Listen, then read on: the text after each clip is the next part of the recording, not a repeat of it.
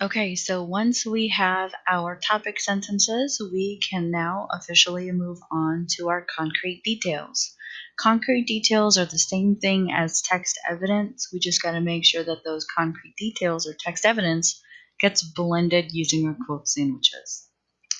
So without further ado, our concrete details are meant to go in our body paragraphs and only the body paragraphs.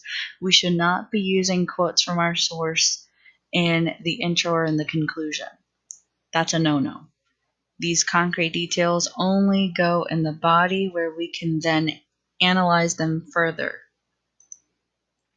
So text evidence is like seasoning. All food needs some kind of spice or some kind of seasoning added to it, whether it's garlic or sugar or salt or pepper. Without seasoning, food simply tastes bland and awful. So text evidence provides us with that flavor. By incorporating text evidence properly, we can make any paragraph sound better since we're making connections and we're supporting our reasoning. Here are some words of caution, though. Do not overdo your text evidence. There is such a thing as putting too much garlic or salt on something. When you incorporate that text evidence, really think about, okay, is this quote really, really, really that important? Or do I really, really, really need it to support what I'm trying to say? Also, don't skip it completely. Remember, without seasoning, your paragraph will turn off a reader.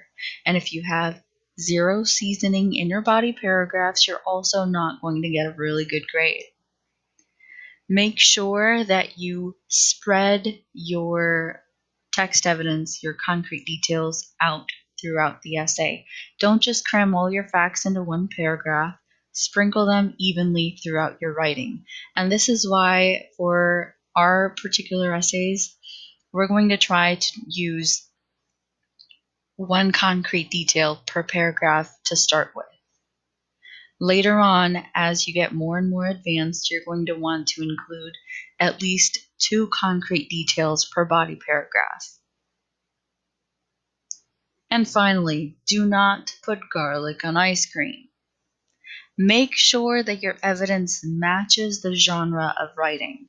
So you shouldn't be quoting testimonials from experts or some kind of articles or include irrelevant statistics if you're writing a literary analysis.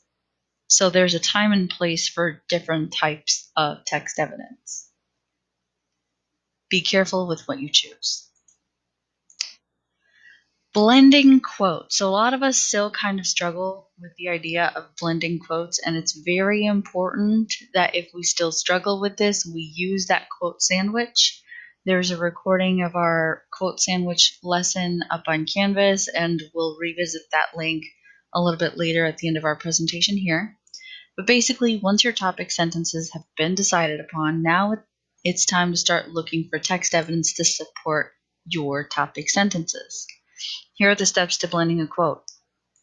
First, find a passage that will help you support your reasoning, that will help you support that topic sentence.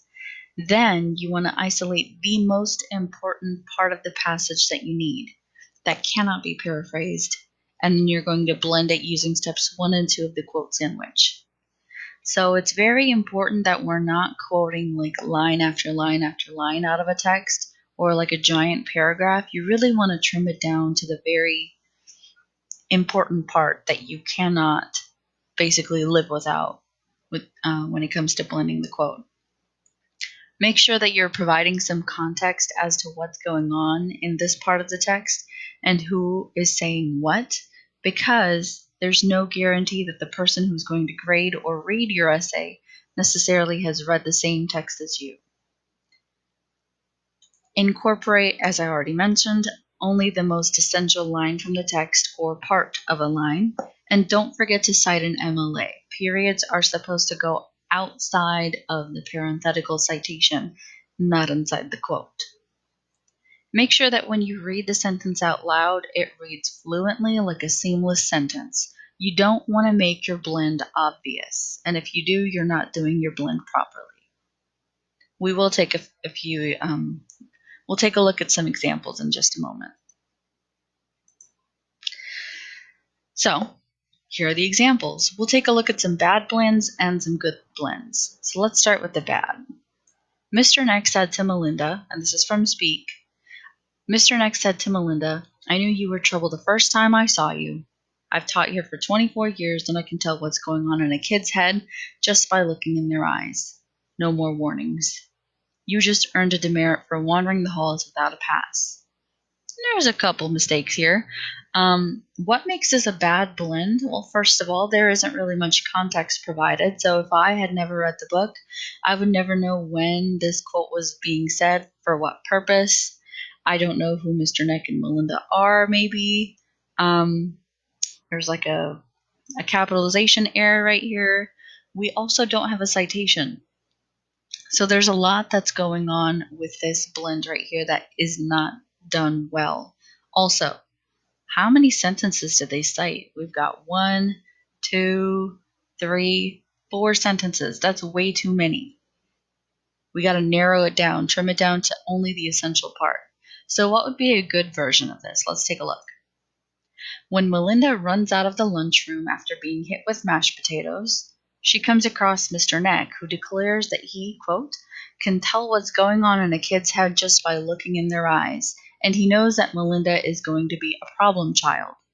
Okay, that's a lot better. We have some context before our quote.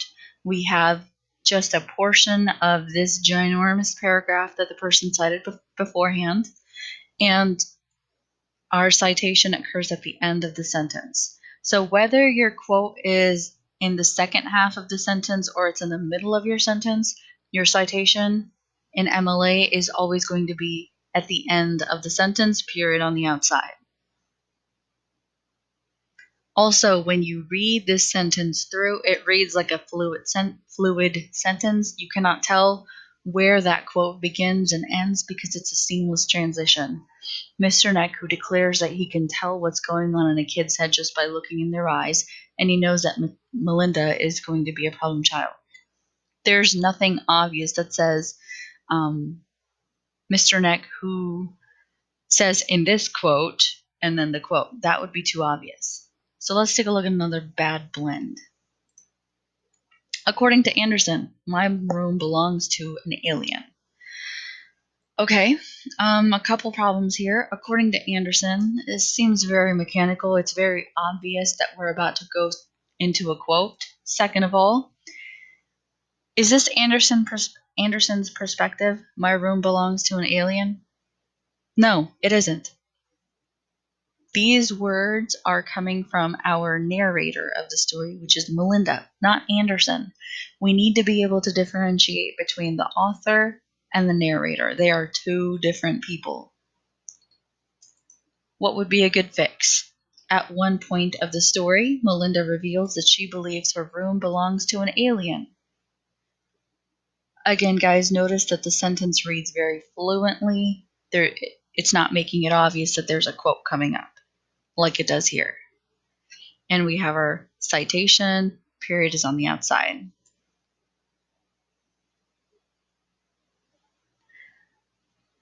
In case you missed it in this first green good blend that we have here, our quote is in the middle of the sentence, and we still have our own words after the quote. So our citation waits until the very end of the sentence. Regardless of how you or where you put your quote, whether it's in the middle, beginning, or end of the sentence, your citation is always going to go at the very end of the sentence, followed by the period. Let's take a look at the last bad blend.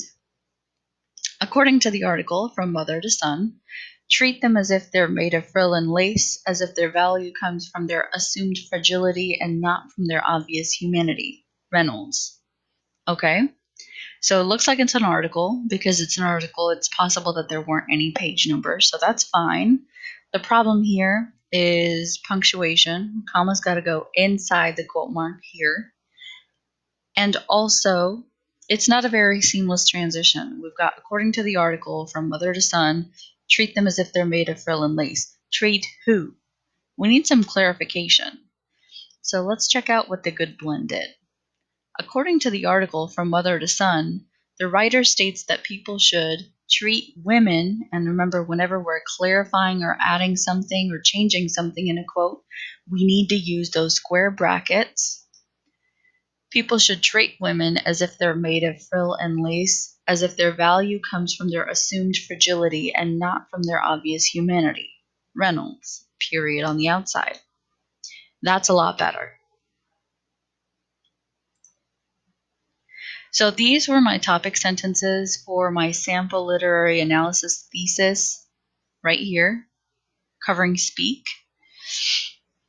And these were the topic sentences that I had for body paragraphs 1, 2, and 3, depending on where these elements lined up in my thesis statement. What I'm going to do now is I'm going to try to find at least one good piece of text evidence, blend it, and embed it and cite it. That way, when we get to our body paragraphs, a lot of our hard work will be done and we'll just be kind of filling in the blanks. So, let's see. My topic sentence 1 for body paragraph 1 said, in the beginning, it is Mr. Neck's judgmental attitude towards Melinda that makes her wonder whether or not she should speak up. So I want to be able to prove this or support this with evidence from the text. And here's what I found. When Melinda runs out of the lunchroom after being hit with mashed potatoes, she comes across Mr. Neck, who announces that he, quote, can tell what's going on in a kid's head just by looking in their eyes, and he knows that Matilda is going to be a problem child. I came up with that one. Topic sentence 2. To add, Mr. Neck is indifferent and uncaring of Melinda's struggles with communicating to her peers. If you notice, I did kind of change my topic sentence from my original. I went back and revised it in order to do my blended concrete detail. So Mr. Neck is indifferent and uncaring of Melinda's struggles with communicating to her peers, and he pushes her to step out of her comfort zone. So if you noticed, I did do some revising. For my blended concrete detail, because this is a lot easier to support, I said, after Melinda finishes her extra credit report on the suffragettes, Mr. Neck tells her she must deliver it orally in order to get credit for the report. Anderson 155. I'm using 2 bits of the same sentence in slightly varied order. That's why it's broken up with my own words. But it reads like a fluid sentence. It's blended in, it has context, it works. And finally, my topic sentence for body paragraph 3 was, later Mr. Neck's disregard for other people's opinions shows Melinda the value of standing up to others and voicing her opinions regardless of what they may think of her. For this, my blended concrete detail says, even though Mr. Neck opens up a class debate on the topic of immigration, when one student challenges Mr. Neck directly, Mr. Neck abruptly declares, you watch your mouth, mister. I don't want to hear any more from you.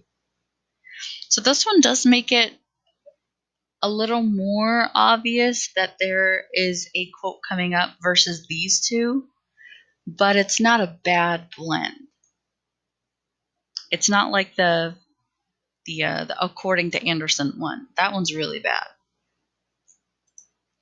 So now it's your turn to collect and blend that evidence. Just like on this page right here, you are going to have a space to jot down. You can copy and paste your topic sentences for body paragraphs 1, 2, and 3. And for each of those body paragraphs, you are going to come up with your blended concrete detail here, here, and here. Make sure that you use a quote sandwich handout to help you. This is available not only in Canvas and Google Classroom, but my in-person people, you should have this handout in your binder. If you need another copy of it or access to it, please follow this link, tinyurl.com/quote sandwich with tips. If you need a step-by-step reminder of how to use the quote sandwich, watch the recorded lesson, also available on Canvas in the quick menu to class resources option, or go to this link right here, tinyurl.com/embedding quotes lecture, and that will walk you through the whole process. All right, guys, good luck.